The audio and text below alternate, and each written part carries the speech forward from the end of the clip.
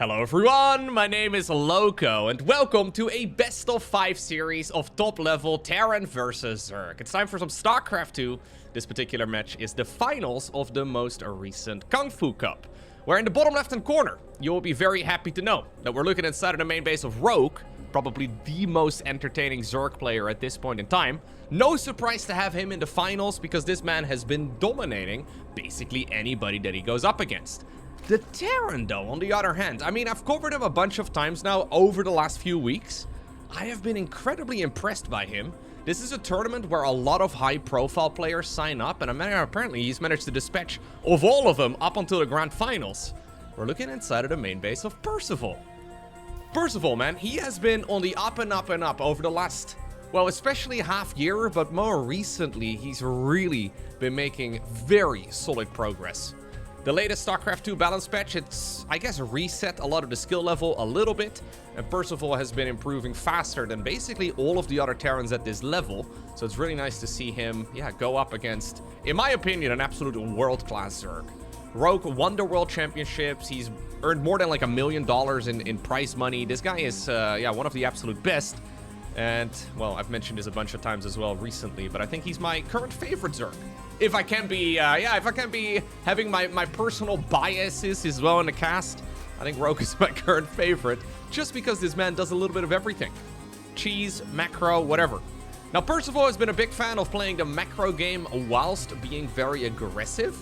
He's not really doing that style that we see quite a bit right now, where Terrans are turtling up, although he certainly could switch into that as well.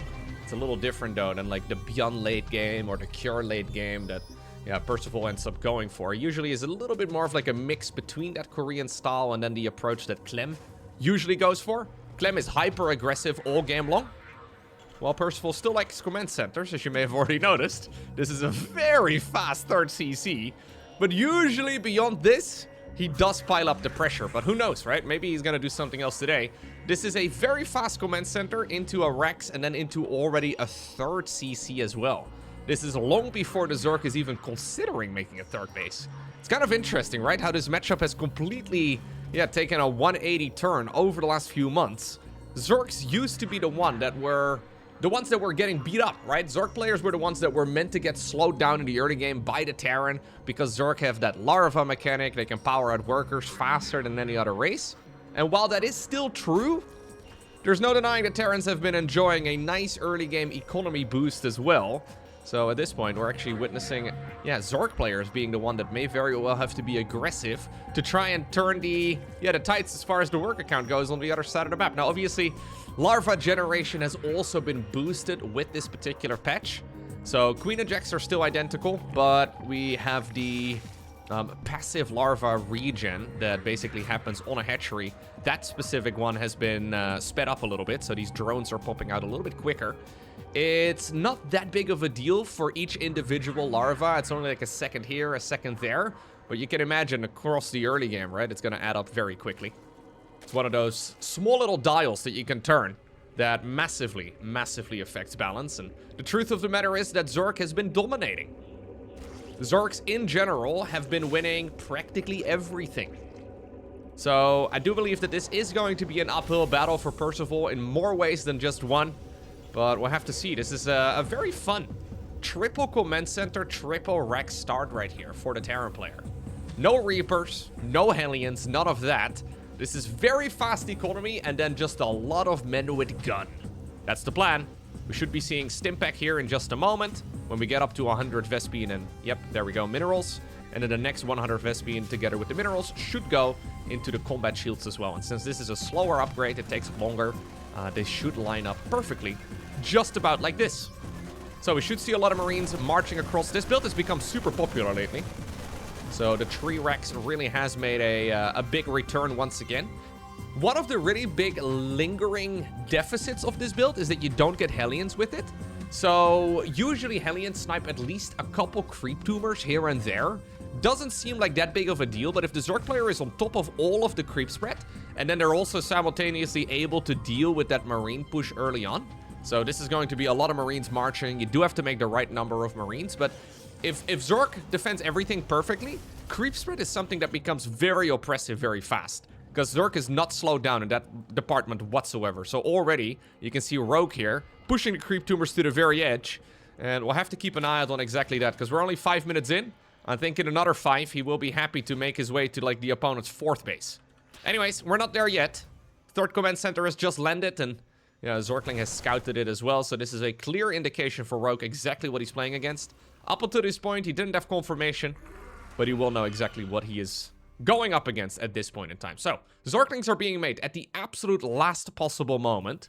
Only 2 links were produced in total in this game so far. Right now, though, is when Rogue is really starting to, get a lot more of them. Combat Shields is done. Stimpak is trailing just about 10 seconds behind, and this is unfortunate for Rogue. Gonna have to cancel that one. No cancel, actually. Wow. Very big misplay. Yeah, we're also gonna take down the cooling tower here, which I absolutely love.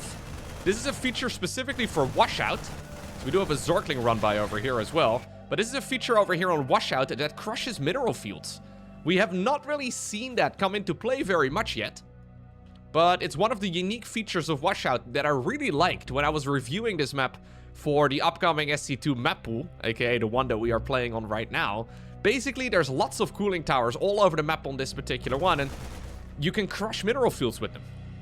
So, the bases on this map have 9 mineral fields in them each, 3 of which are gold. So these are very rich bases, compared to the conventional 8 blue ones or 6 gold ones. You get a ton of economy from this alone.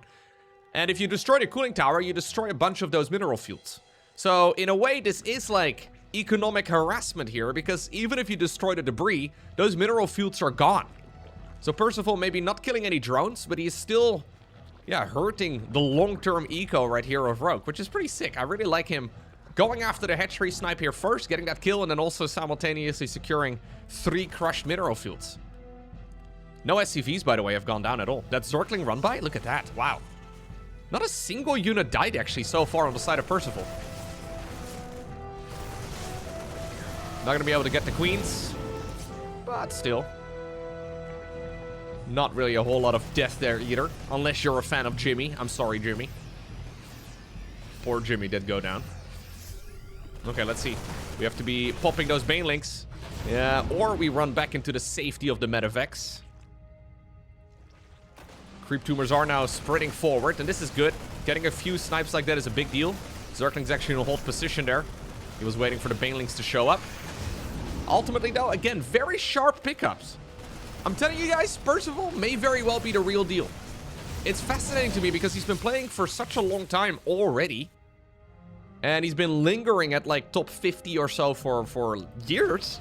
But then recently, man, it's just been looking so much sharper. I don't really know exactly what changed. But micro-wise, macro-wise, strategy-wise, everything's been better. Let's see, though, if you could also clean up these Zerklings as well as he did the first batch. I think this one is going to hurt quite a bit more. That siege tank is likely going to shell away as well. And a lot of units on the low ground. In the meantime, though, we do have a marine counterattack. But the SCV losses are tremendous. Siege tank over here. Oy, oy, oy, cleans out the final group of SCVs, too. And while a hatchery fell, I think Rogue will, yeah, very gladly trade out a hatchery for 25 of the opposing player's workers. That is a ton.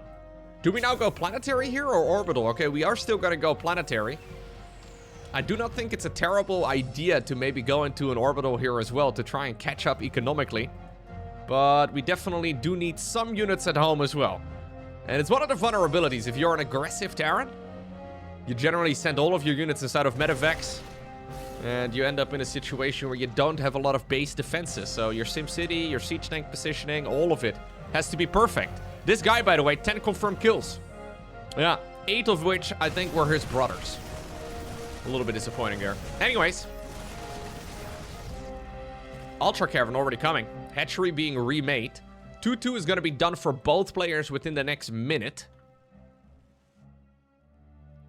All of this is pretty dang good so far here for the Zerg. He needs to be careful, though. These are still terrifying attacks. You can see supply-wise, the army here of Percival is still massive. All of the actual engagements between army have been going in Percival's favor. I don't really know exactly if he's going to be able to get value out of it. Look at that. He's, again, trying to see if he can get this done. Lovely little bit of Zerkling run by as well, though. That's -2 tanks. In the meantime, as these units are going to have to pick up and get on out of there, we have another hit squad of Terran on the left, sniping that hatchery yet again. No cancel. Second time that Rogue has made that mistake. Rogue wants to go Ultraling Bane with Infestors for support. Excellent idea, but all of this is expensive. He did make a couple Infestors already too. Oh, wow. Good snatch there actually by Percival. You cannot lift units inside of a medevac while they are affected by the fungal growth. So, yeah, just slowing this down in whatever way is actually a pretty big deal. But Percival picking up before the units actually ended up going down. What about these units? Hey, finally we got some connections. Finally, a small group of Marines ended up going down. You can kind of see, though, in a game like this, why at the highest level, Banelings have been losing popularity. It's just that if the Terran players are really good, not until the late game can Banelings actually get a lot of value. Yeah, this was also not positive value whatsoever for the Zerg. There's an Ultralisk available now, but the Liberators up in the air are putting in so much work. Dude, Percival is a beast. Look at him. This is the man who just lost 25 SCVs. Like, obviously, that's a massive problem. You're not usually allowed to lose that many SCVs and just get away with it. But the army traits have been so phenomenal that he's just not really noticing much of a problem. It's a near 120 army supply versus about 80. So there's like 40 more supply available, and that's a lot of units. And obviously, the Zerg can use their queens defensively, which is ultimately what is allowing him a little bit of wiggle room. Again, we have some multi-pronged aggression. Widow Mines here. Oh, absolutely tear the Lings apart. Not enough army here for the Zerg whatsoever. In the meantime, the drop in the main base also gets picked up in time. What about the Ultralisks over here? They don't have +3 carapace yet. They do have their chitinous plating upgrade done, but it's still going to be kind of difficult to get the real value. In the meantime, the medevac drops over here are getting cleaned up, but they did take down 8 drones. Look at the supply counts right now. Rogue, currently, at this point in time, is on absolute fire. He's been dominating the Korean scene over the last few months. He's getting smashed by Percival. This would not have happened a year ago at all. There's 2 things that I think Percival can still improve on. But other than that, it is looking mighty sharp. First off, he randomly takes Banelings to the face in like the later stages of the mid-game. Now, that's a symptom of you starting up a lot of lines of attack. So you set up like 3 different hotkeys for drops, and then you also have to macro all of your bases. I understand it's extremely hard, but we do sometimes see a couple of Banelings slip through the cracks. And if you compare that to someone like, for example, Clem, maybe someone like, for example, Maru, that rarely seems to happen to them. Now, there's no easy fix to that. I think we basically just have to, play better, which is difficult to achieve. But, I mean, it still ended up working out despite that happening in the previous game. But that is a big deal. If you just don't pay attention to your army for a little bit and, like, 4 Banelings kill everything, obviously that's disastrous, right? Like, you can lose games just based off of 1 engagement like that alone. Just an army dying that you didn't see. Secondly, we've been seeing the run-bys deal quite a bit of damage too. And I think that one is much easier to fix. Ultimately, it comes down to sending out the right number of units at the correct moment and maybe having the SimCity tightened up a little bit. So Percival in that previous game had the SimCity set up, but it was a little bit too aggressive with all the drops. And then the siege tank in the main base was not sieged up in time to get like 2 shots off before the SCVs got massacred, right? Like it's small little refinements. But I feel like those last 2% improvements, I mean, they would make Percival absolutely monstrous. That previous game, man, despite losing 25 workers to a Ling run-by, was extremely dominant. So where exactly did it go wrong for Rogue? Honestly, I think Rogue, relying on Banelings, it's silly, but Banelings no longer really seem to be the best tool for the job. In theory, they're great, but when you think about it, Banelings always require the opponent to make a mistake. Right? Like, if the Baneling connects, it's because the Terran made a mistake. Now, luckily for Rogue, we're not playing against AI, right? We're playing against actual humans. And I guess our brains and our fingers are, like, the main bottleneck when you play really good StarCraft. But Rogue cannot really just rely anymore, like he could a decade ago, on his speed. Just being fast alone doesn't cut it in 2026. Everybody's fast at this level. You can't really just steamroll players because you have 400 or 500 average actions per minute. You can't really win based off of that alone anymore. So I wonder if maybe Rogue needs to mix in some of the play that we've been seeing, for example, Serral and Raynor go for quite a bit, where they, rather than going into really quick banelings, they prioritize Infestors. Infestor play in general, I think, is, I don't want to say underutilized, but there is certainly some value to be gained there. I think it's a yeah, very powerful unit, because fungal growth really just makes it so difficult for Terrans to just continuously drop. Alternative plan for Rogue as well would be going into Mutaling Bane. Something like Mutaling Bane makes it far more difficult for the very aggressive Terrans to go around the map and dominate, right? Like, they can't just freely roam. But I think relying on Ling Bane into Ultralisks and then eventually Infestors, in theory, assuming the opponent is perfect, I think it is a losing strat. It's just that we haven't really gotten to that point yet where Terrans are considered to be quote-unquote perfect up until that point. He made a few Infestors, but they were very late. So we'll see what he decides to go and adjust here in this game, because I don't think we're going to see the same build again from him. So far, though, everything is the same. Triple Command Center here, but this is, of course, a different start here for Percival. He's already got a factory with a reactor on it, so we should be seeing the good old Hellions fired up. Double NG Bay already. Man, Percival's going very gas-heavy, actually, for this stage in the game. Huh. So this is a very quick Triple Command Center opener where he does get Hellions out, unlike the previous game, but then ridiculously fast engineering base. Yeah, these upgrades are early. We don't even have, like, a Stimpack queued up. We don't even have the money for Stimpack at this point in time. So we made 2 Hellions, and now we're already switching it out. I'm guessing we want to go for another reactor here. Or, sorry, another barracks over here on the reactor, and then we want to start pumping these units out? Alternatively, we could go Starport? No, we're not going to go Starport yet. Starport's going to be over here, and then that one's going to make the switcheroo. This reminds me a lot of the 16 Marine drop that used to be very popular, but then like a delayed variant where we get 2 Hellions, really quick double upgrades, and a 3rd command center early on. Yeah, he's going to go into... Actually, this is not a Starport either. This is a barracks over here, too. Percival is cooking up his home new builds, man. Or his home cooked builds right now. It's pretty sick. He ended up going for a really cool... This was against Solar a few days ago. Maybe a week or so ago. He ended up going for a really interesting double factory Widowmine drop opener. I would be very interested to see someone like Rogue deal with that as well. Because Percival just destroyed Solar with that particular strat. He killed like 31 drones at like minute 6. It was ridiculous.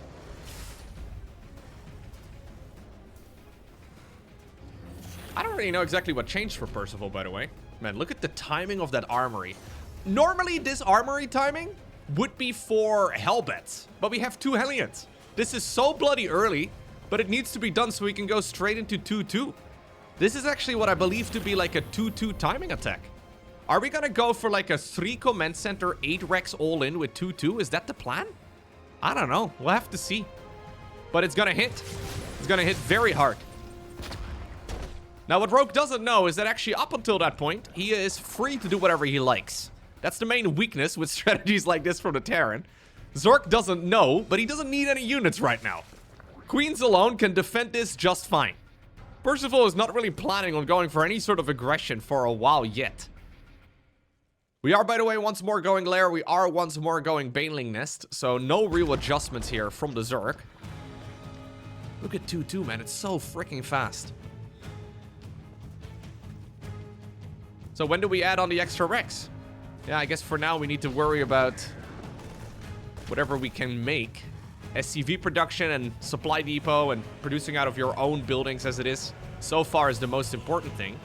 Are we gonna go Widow Mines with this? Is that the plan? Barracks 4 and 5? Combat shields. Combat shields in line with 2-2. It is going to be Widow Mines as well. Okay. I don't know if this is... I don't know. Like, it's a great timing attack. But I wonder if Rogue is not, like, a little too good for this. Right? Because this is a push now at 7 minutes. It's not really the big push yet. The big push isn't going to hit for another little while. This is mostly just to put on some pressure. But Rogue has been left completely free. And you can see that already reflected in the creep spread on the minimap. He is already covering like a third or so of the entirety of the map. He's going Hydraling Bane right now, so we are going Hydras. That's the addition that he's making this game. Hydras are pretty darn good as well against Widow Mines because they do outrange them. It's important to keep these Marines alive, though. If we lose them right now, that'd be kind of silly. What's kind of funny is that Rogue is probably looking at this. He's like, ha! The fool forgot combat shields! Ha ha ha ha! Well, combat shields is done now. Very late. It's because we're prioritizing these upgrades instead. Rogue is not gonna expect them just yet. Okay, I believe we're gonna go for a big push here, although I say that. Nah, he actually decided to go into a 4th command center and then 3 additional Rexes right now. Honestly, I really feel like this could have been a huge timing attack from Percival, but he's just playing this as a macro game instead. Why did you go home, bro? Oh, you were very low, that's why. I thought your HP was full, that's how empty it was. Okay. So, we're basically just setting up for the biggest macro game ever. I would like to, in that case, see 3-3 fire up. Super greedy start here for Percival. Worked out, though. Yeah, we already have Command Center 5 added into the mix as well. We'll probably be mining out the skinny mineral field momentarily. Planetary Fortress will be coming up. Okay. So, Percival won game number 1 off of sheer, dominance. In game 2, he wants to play sheer macro as well. Look at these Marines, man. These are 2-2 Marines. They don't care. They don't care about your silly little Hydras with +1 carapace.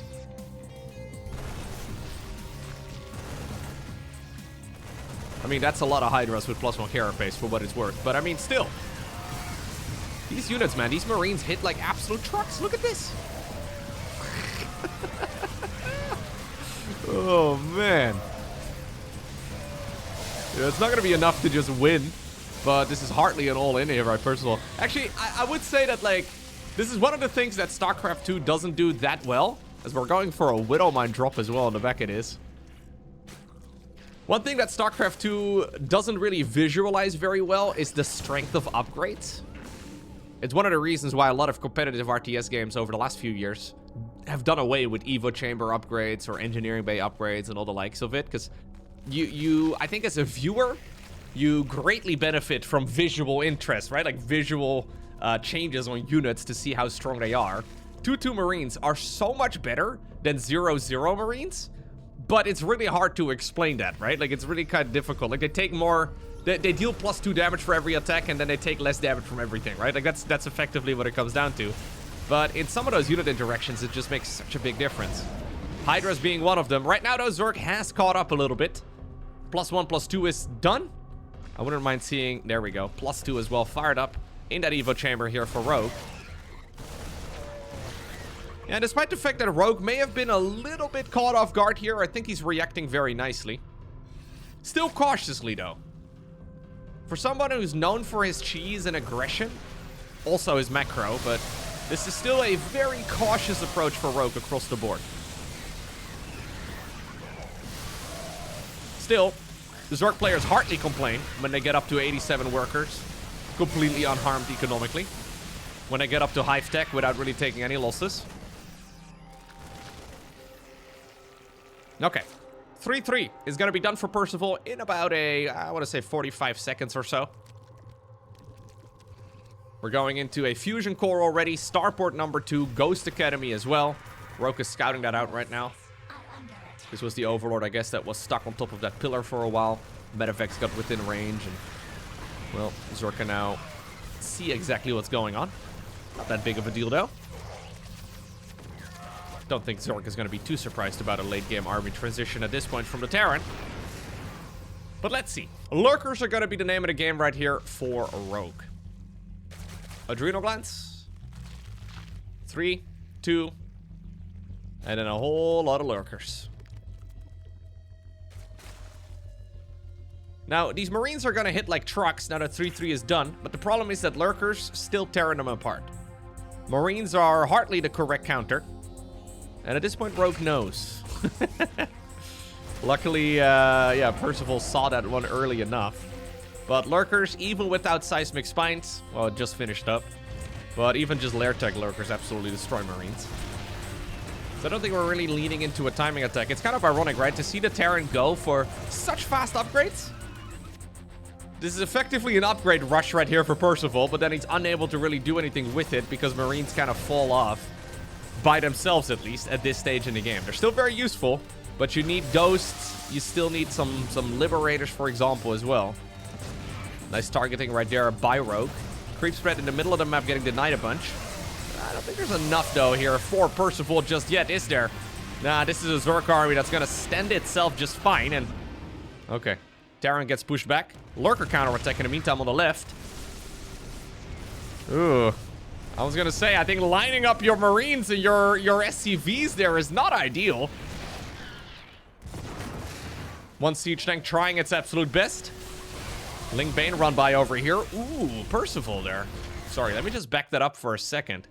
So with this attack coming in, Percival actually loads 5 SCVs into the planetary fortress, transports them to the other side, and sets them to repair. Look at this. It's a cute little move. They're stuck, and they're on the other side. You see how freaking fast that was? Did you see? That's like a sequence of like 4 buttons, okay? It's not inconceivable that is, but it's still, you have to be very quick on the keyboard. 12 SCVs would have been more like 17 SCVs. That's better than nothing. That's one of those plays that you write down or you take like a mental note off and you want to execute in your own games and then you fumble it horribly. But hey, it's a possibility, you know? To the inspired Terran players watching this, you should give it a shot. See how it goes. Maybe try it out in a custom game first, though, because it's not that easy. Anyways, Planetary Fortress is still alive, despite the fact that it got 20 kills. Zerg wanted to get a little bit more damage done. What's actually kind of cool, too, is that the bunker upgrade in StarCraft 2, so the one that we just got, also increases the amount of slots available inside of the Planetary Fortress. So the Planetary Fortress now has 8 seats. It's actually something we don't really see come into play very often, but you can now, yeah, have more units taking up residency inside of the planetary. Suddenly, though, both players are everywhere. Nidus Worm in the main base did get denied by Percival. He is still dropping over here, but I think Brenda is going to be able to take care of that medevac as well. Nidus Worm at the bottom of the map, too. Maybe this is going to be one that Rogue can get some damage done with. For now, though, we're mostly just denying, yeah, as many of these attacks as possible. And as the dust settles, I really do like this position better for Rogue. It's a difficult map, though, for Rogue to actually attack on. We can already see the Terran really narrowing all of these access ways with planetary fortresses and, well, buildings in general. Not a very easy setup here at all. Somehow this network, by the way, was entirely empty now. So, Rogue can either try and break the wall open. Option 1. Option 2, you could try and go for an even bigger macro game than the opponent. And it appears that that is what he's gone for thus far. 94 drones available. Would not be surprised to even see him take this, well, pretty exposed base, but usually those bases are quite difficult for Terran to acquire in the late game. If Zerg can somehow, some way grab them, that would be sick, but creep spread a little bit lackluster on that side of the map. How many creep tumors actually died this game? I don't see any on this screen, but I guess he must have killed some.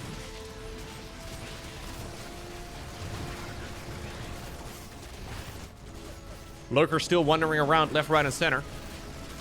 Percival, though, doing a very passive game here this time around. One that kind of read like an active one, but we are playing big macro here. Ooh, those Widow Mines are not bad.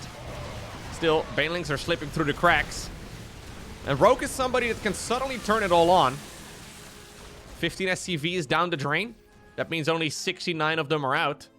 Ha, nice. Ha. Okay, less now though. Less now though, I'm sorry. But you should still hit the like button for that incredible joke. Lurker's trying to go in over here on the left, but I don't think it's really going to happen that well. Yeah, he's going to be okay for now. So much damage is being dealt to the Terran economy, right? So we have 63 workers remaining. 44 of them have died this game thus far. With this many command centers, it's easy and very quick to replace all of it. But it's still Yeah, it's still costly. Rogue, in the meantime, is getting big money. Look at this. This is the income advantage. Rogue not afraid to play against Terran in the late game here. This is actually one of the interesting things that's going on as well right now in StarCraft 2. A lot of players would rather all in a Terran than play against them in the late game. So we see a lot of Zergs going for some big all-in or just relentless aggression. But some of the top-ranking Zergs, like for example Rogue, they don't really care. That's very ambitious. They don't really care. They're more than happy to fight against this Terran army in the late game. And again, he manages to get these units through the cracks.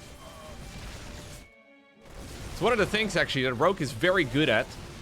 Sometimes when you play a game like this, it will feel like you're going up against just like a wall.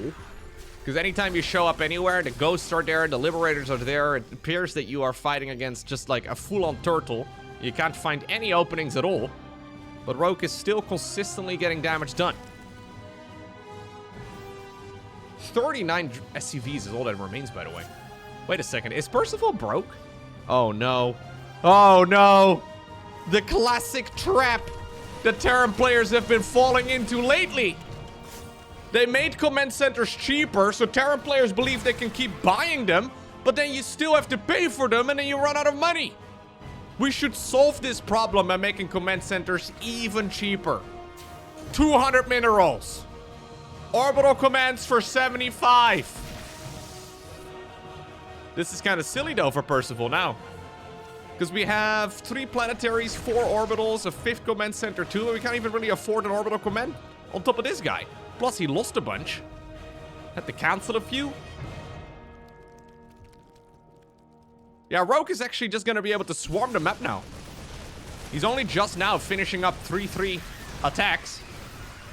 He's fully done, though. Ooh, the ghost, the ghost, the ghost! Run away! Okay, well, they got inside of the safety. At least some of them did. Inside of the safety of the Medevacs. That's so much damage done, though. This is the counterattack that Percival has cooked up. Wow. It's a little different if you compare it to the one in the previous game. Yeah, in the previous game, we had like 12 Medevacs running around the map. In this instance, Percival can just not afford anything anymore. Yeah, brilliant game, actually, by Rogue.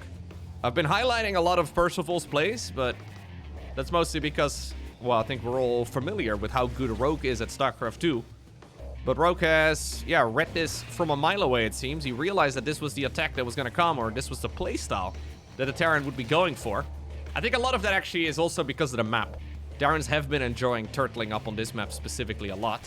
So I think Rogue may have just played with that mindset right from the very beginning. And he's been, yeah, just smashing it.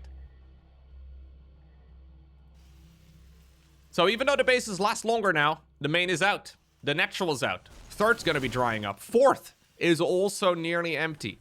We have a fresh fifth still, but it's very difficult to play this out. No, no, no, no, no, no, stop it. Stop, no, stop this. Stop this, no. Brother. Yeah, Terrans are command center brained right now. I don't know what's going on. This is like the last thing we need at this stage in the game. Another orbital command. It's kind of a weird brain dead thing that's currently happening, man. I don't really understand the idea behind it. It makes no sense. I guess it's like it's almost like a stress response. You don't know what to do. You don't know where to go. You have no money to make an army, so instead we just make another command center. The problem right now is that Percival is going to have a pretty much impossible time securing another base. And he's got very few mineral fields remaining. Yeah, Rogue will strike while the iron is hot. He's got his opponent soft-contained right now, and anytime Percival tries to venture out onto the map, he's there to knock it down.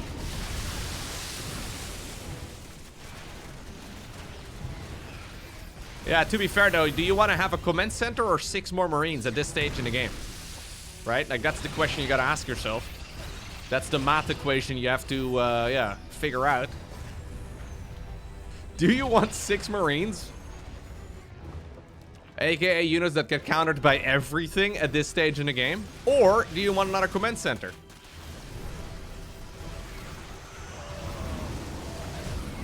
Rogue also taking one of the bases, by the way, that normally would be considered the Terran's expansion later on in the game.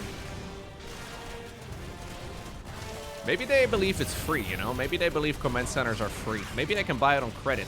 I mean, the abbreviation for command center is CC, and so is the abbreviation for credit card. Coincidence? Maybe. So is cybernetics core. Irrelevant for this conversation, but still. Yeah, Percival is in his last legs here. I don't know if he's realizing it, but he is super dead. Yeah. Yeah. Maybe what we should do is add a salvage button for the command center that allows you to salvage it for 400 minerals. How about that? So we have like we have like an infinite money glitch in the game. We can create minerals out of thin air. I think that would increase the amount of command centers we see. Yeah. Terrans would never stop building them, dude. They would never stop. They would just be making them, selling them, salvaging, making new ones, salvaging again, making... anyways, Percival, yeah, he's got not really, like, unless Zerg makes a really... Like, we need to see, like, a dozen sequential errors right now, I think, from Rogue for this to work out. I could do the commentator thing here, where I fake hype it up, but I'm sorry to let you all know that this is Rogue also waiting for the GG. Rogue's now even taking the alternative base that would also be, yeah, one of the Terrans. He's actually taken both. And upon seeing, well, both of them, Percival decides to tap out. Okay, that will take us to beautiful Black Rock. Game number 3 in this best of 5. With Percival spawning over here at the top of the map. Rogue all the way at the bottom. Rogue really not too worried, apparently, after game number 1. Maybe he also mismacroed a little bit, right? It's very easy for us to see the little micro mistakes that happens every once in a while when banelings crash into your army. But sometimes the more difficult things to actually, well, see whilst watching a game of StarCraft are the macro errors. Supply blocks are quite apparent, but sometimes players are just kind of slow on spending money, right? It's one of the weird things of StarCraft, but you effectively want to be spending your money as quickly as possible. Having any form of idle resource is usually bad. Not the same as in IRL, by the way. A lot of people think you need to have perfect macro in IRL too. Maybe not optimal in IRL. But hey, you do you. We're gonna go into Hellions, and then a second barracks. We have 4 SCVs mining gas.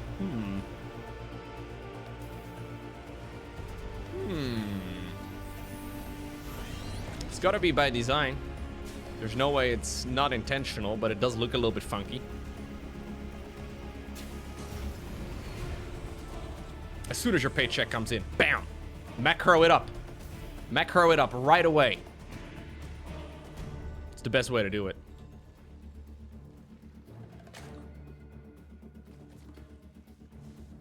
Quick lair this time around for Rogue. Second gas. And this is looking like a Muta build.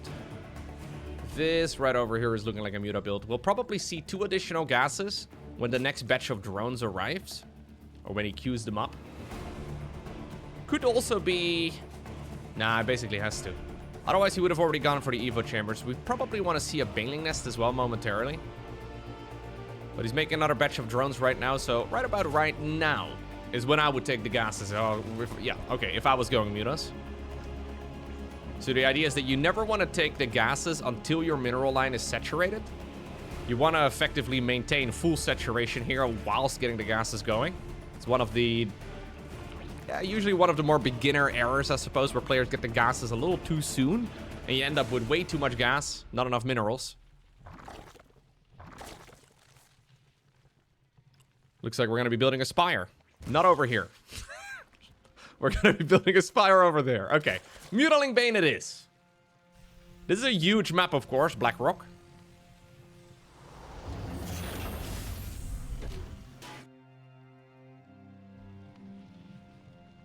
Percival would really like to know.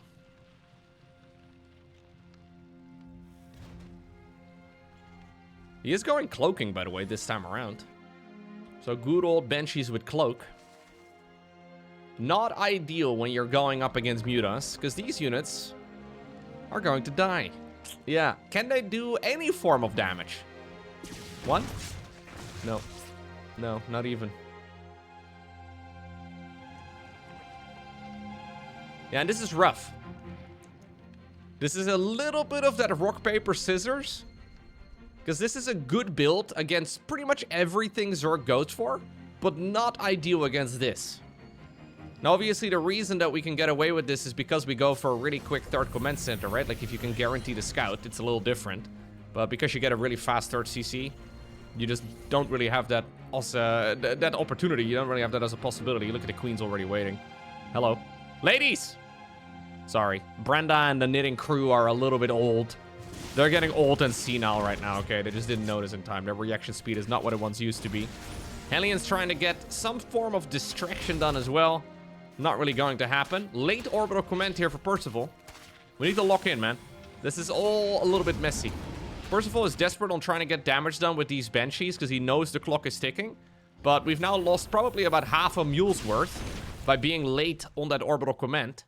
Again, doesn't seem like a big deal, but that's like the equivalent of losing or killing like 2 workers, right? It adds up very rapidly. Here we go. Muta's going in. Rogue, by the way, not even bothering clearing out the units at home. He just wants to go for the kill right away. Wait a second. Is there even enough at home? Percival mismacroing for just a heartbeat. Yeah, there's Banshees getting some damage done, but again, he sent out the medevac drops. There's nothing defending at home. It's kind of crazy, actually, for Rogue to not even bother killing the Banshees. He's using some reinforcing units to get that job done. What about the medevac drop inside of the main? Already 20 SCVs died. Rogue has decided to just embrace chaos, apparently. We do not need Evo chambers where we're going. These medevacs are gonna go down. That's minus 20 supply. Yep, here's the other batch of Mutas coming back.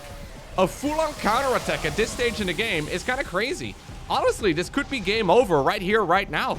Rogue is gonna have full map control. He can do whatever he likes. Percival has not even got his third base properly secured. This is the most effective Mutaling Bane I've seen in a while. All it takes is not worrying about the medevacs and apparently the Banshees in your base. Send the Mutalisks around instead. Kind of risky. Maybe he's okay, though. The Marine count is still pretty high. Missile turrets inside of the main base. What about Zerglings in the natural, though? This has me a little bit worried. There's some Banelings trailing behind it, too. There are some Widow Mines. That's at least something. But what about the Banelings? What about the Banelings? I think they're not going to be able to deal that much damage. Mutas, in the meantime, slip away. Banelings trying to see if they can still find that soft underbelly of the Terran. Missile turret at the third in a world of trouble. He is going to be able to repair it up to full again. Lynx, by the way, did not really get a lot of damage done in the natural. But still, this is a lot of SCVs dying. And the missile turret falls as well. Siege tank ends up going down. Widowmine gets a shot off at least, but also dies.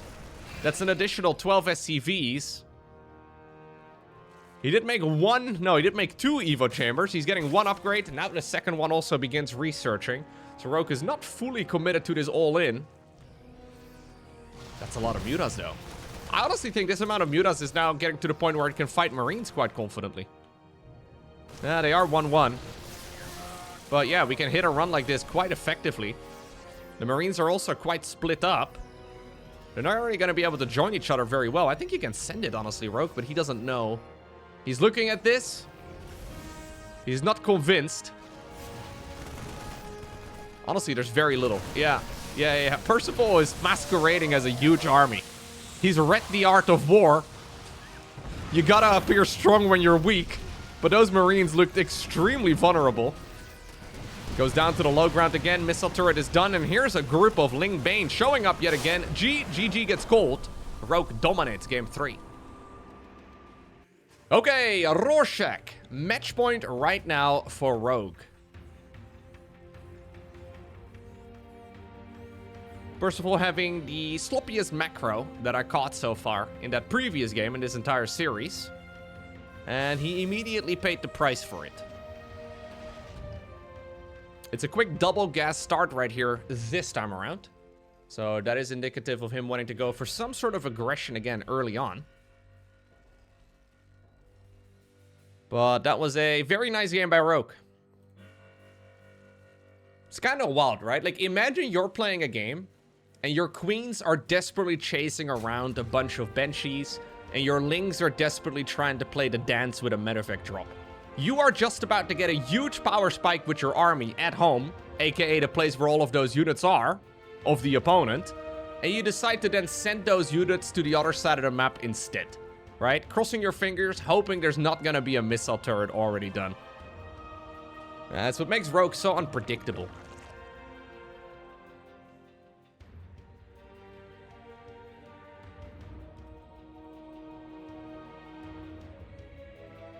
Maybe, in theory, it's better to use those mutas at home for just a moment first, and then go across the map.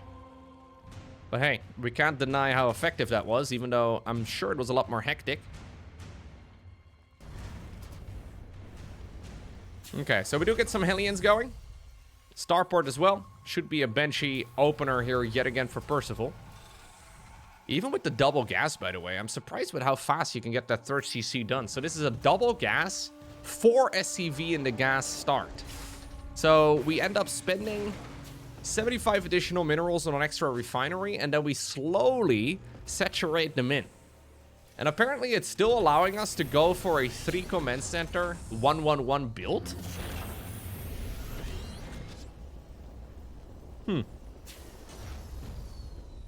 So apparently 3 in gas is just barely not enough early on. So we sit on 4 in gas for quite a while. It's pretty fun to, I was gonna say fascinating and fun at the same time.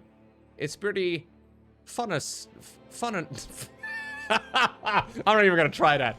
Nope, Lowko, stop making yourself look like an idiot. It's pretty frustrating. Funistering. Okay, I should have stopped. Funcinating. Ah, there it is. Funcinating, that's it. New English words. Just talk about video games every day and you'll come up with new words before too long. I mean, that's how language is formed, right? Ultimately. We just all sort of agree that the word the means the, right? Like, it's just some sort of agreement we have all made with one another. Maybe we can make funcinating a word as well. I feel like there is maybe another synonym for it, though, that would be already in the English language. Then again, there's a lot of words in the English language that nobody ever uses, okay? Many of those words are, like, semi-retired as it is.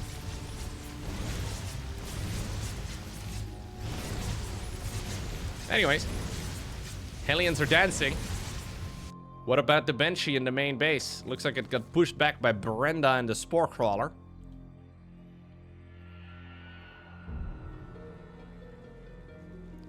That's a book I would buy for Bella. Brenda and the Spore Crawler. That's a children's story right there, man. Make sure you get your kids into StarCraft at a very young age. We're going Spire again.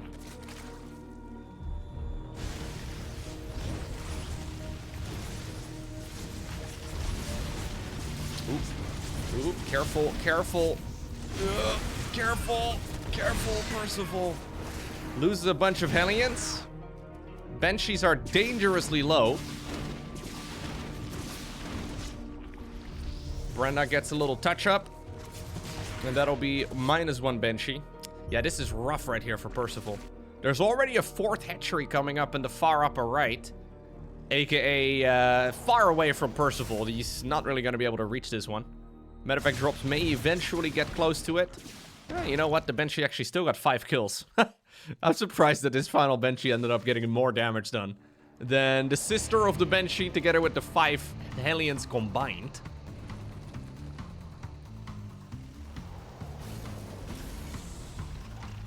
Double supply depot. Starting up a bit of a wall. But honestly, Percival needs to get something done real soon with his army. I did have a big economy though, right? Like, he's early with the aggression, but then simultaneously it was a very fast 3rd command center. All of those timings are just a little bit different. Honestly, I feel like Percival may be like one of the only Terrans out there right now who's actually experimenting with new builds. Most people are just kind of playing their old builds slightly quicker, but Percival with that extra gas there and Same for like the builds we've seen throughout the series, like the one that he ended up going for in game number 1. It's all really nice. These are not just small adjustments. We're actually, yeah, refining the early game a lot. So this is now a triple command center 8 Rex.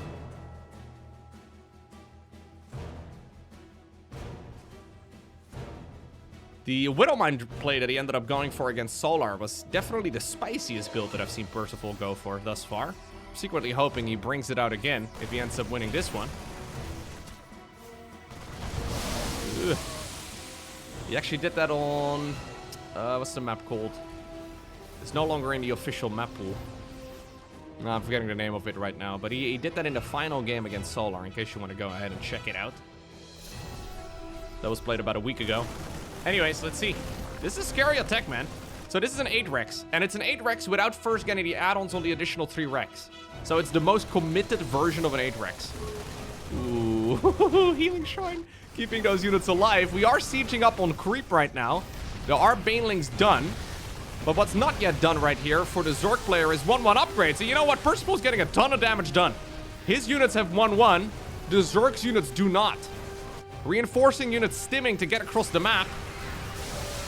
Oh. Nice splits. Good splits. Perfect splits. GG. We don't see the 8 Rex very much anymore. We don't. All right, final game. Ooh, in this best of 5 finals takes place on Eternity's Edge. And Rogue is going for an 8 pool. What? This is crazy. You don't generally early pool Terrans because Terrans wall off. Their buildings fly. If Percival goes command center first, he is insanely dead. Now, Percival has not been very fond of opening Reapers. He has been very fond of greedy builds. Dude, the fact that Rogue builds this in the final game of the series is ridiculous. Now, it's not going to be a command center on the low ground. It's going to be a barracks up inside of the main base first. Gasless so far, though. We'll have to keep an eye out on... No, he does start one up. I think Percival effectively is going to have all the tools to deal with this. But keep in mind that the timing of this is different than what we are used to. Normally, it would go for like a 12 pool, right? Or a 10 pool, I guess, in the current patch. An 8 pool is crazy committed. I almost wonder if he's going to bring the drones across the map too. I think he is. He's selecting the drones. He's hotkeying them. He's sending the boys. I have not seen this against Terran in a very long time. No SCV scout though from Percival. Normally when you go Reaper, you also do lead the Reaper with an SCV. This is going to be a blind command center follow-up, I believe. So he left 1 drone behind. Yeah, 2 drones here in total now with the extra one popping out. To, yeah, just continuously have link production. This game is not gonna last very long though. Command center's gonna start up, and that's right when the Zerglings arrive. He doesn't care though about the CC. He wants to get into the main base. He wants to fight this right here, right now. He surrounds the barracks. If the Reaper pops out surrounded, that would be a disaster. I think it's mostly though to just pull the SCVs away. Reaper's gonna spawn, but honestly, this is scary, dude. Reaper's here, where is it? Okay, it just popped out. Oh, man. Is this a smart play from Rogue? Those Zerglings are obviously extremely high in damage. Those Zerglings are tearing the mineral line apart. -5 workers so far, but keep in mind Percival does have mules. Even if he has 0 workers remaining at the end of all of this, he's still gonna be okay. Oh, Reaper! Reaper gets surrounded! Oh! Dude, I think Rogue's doing this. There's no way. This is the dumbest Zerg all-in you can go for, and I think it's working. Oh my god. Well, there's the Reaper number 2. No more gas available for a 3rd one, though. So if this one dies, it's game over. Again, the SCVs have to engage. They don't really have another choice. Is this still okay for Percival? He wants to continue fighting workers. He knows that he needs to deny mining for as long as he possibly can. Marine ended up going down. Reaper.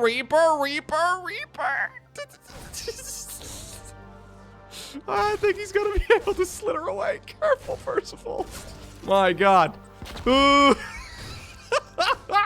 By the way, there's mining happening on the low ground. There's still Zerglings sent across the map. Oh, careful, man. You can't stop running. You cannot stop running. Oh my god, he loses it. He loses it. Oh no. Wait a second, is this... I think that's it. I think that's Rogue winning this game. Oh my lord. This is bad for my blood pressure. Yeah, there's 0 workers remaining for Percival.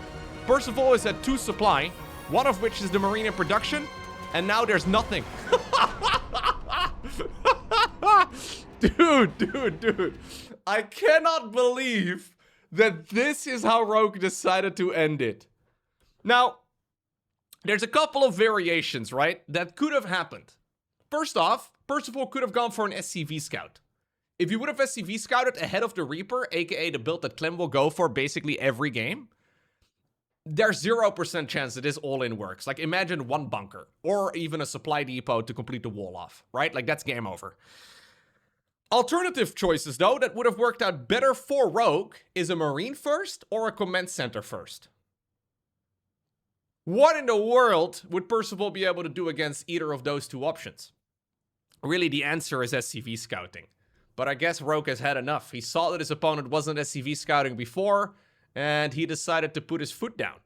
Now, I think in a series like this, Rogue is usually the favorite. Probably, I want to say like a... yeah, maybe like an 80%, 75-ish% favorite. If I were to make a guess at the odds. So for him to effectively go for a coin flip strategy is ridiculous, but still very effective, right? And these are exactly the type of games that will linger in the opponent's mind. I wouldn't be surprised if Rogue is looking at Percival's games lately as well. And he's like, wait a second, this guy is the real deal. I'm likely going to be fighting some upcoming tournament finals against this guy as well. Like, this is a small cup for a few $100s. But if at some point you're playing a big tournament against this guy, this will be the type of game that's lingering, right? Like, this is the type of game that's going to Percival's long-term storage, right? And I wonder if this means that next time that these 2 play, Percival is going to go for an SCV scout every single time. Anyways, this was a phenomenal series. It's Rogue who gets the job done. But man, did he have to work for it. GG.